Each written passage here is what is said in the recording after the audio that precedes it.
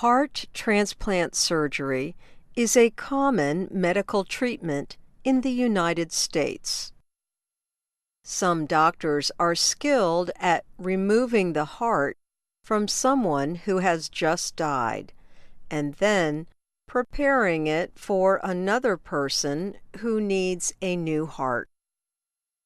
Nationwide, about 4,000 new patients a year are listed for a heart transplant, but only about 2,500 are able to have the operation. Jason Smith is a surgeon with the University of Washington Medical Center in Seattle. He notes that because of the difference in numbers, not all patients on the transplant list will live. Because of that disparity, we still have about 17% of patients who get listed for transplant, for heart transplant, who die on the waiting list. There is a shortage of organ donors. Some people do not want to donate their organs or those of a loved one. But also, some donated organs do not make it to the surgery room in the right condition for transplant. Once the organ is removed from the donor, there is only a short time to get the organ to the person who needs it. The average length is 4 to 6 hours. After that, the organ begins to fail. This can be a problem if the donor died far away from the recipient. Traditionally, the donated hearts are transported in an ice box. Keeping the organ on ice has been the best way to preserve it. Medical workers sometimes carry the box on a helicopter or airplane.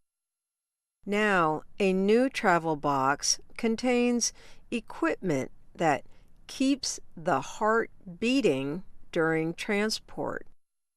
The only time it stops beating is for a few minutes just before it is placed into the chest of the person receiving it. For more than a year, the organ care system has been tested in the United States. The system, also known as Heart in a Box, has an American manufacturer, a company called Transcript. It is already available in Europe and Australia. Dr. Jason Smith is pleased about the addition of transport pumps on the boxes.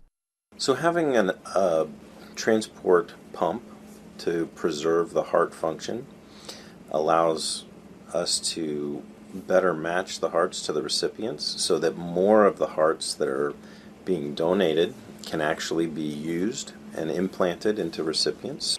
Ted Daniels is also pleased with the Heart in a Box. He was the first patient to get a heart through the organ care system in the U.S. trials.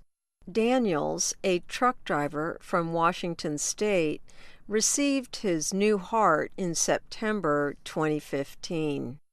A month later, he spoke to the news media.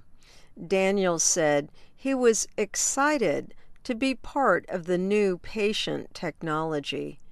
He said, "It makes me happy to know that I'll probably get to see my daughters graduate and get married." The equipment has been tested on flights up to 11 hours long. The machine pumps donated blood through the organ so it can work as it does inside a body. Those traveling with the heart watch it closely to make sure it is in the best possible condition for transplantation. The development of this new heart travel machine is good news to Kevin O'Connor. He is the head of Life Center Northwest, a group that organizes organ and tissue donation in some northwestern states. I absolutely think it's a great opportunity to improve the preservation technology for hearts and other organs, and will only stand to benefit patients in need of replacement organs in the future. Transmedics is also testing the technology to help preserve donated lungs and liver organs. Similar to the way that hearts are kept beating in the box, the lungs breathe and livers produce bile, according to the company's website. It adds that if an organ is beginning to fail, the machine may be able to bring it back to a fully functioning condition. That would give doctors more organs for transplantation.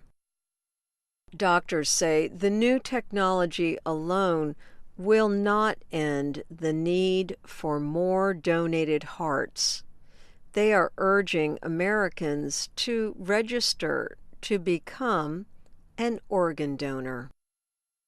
I'm Ann Ball.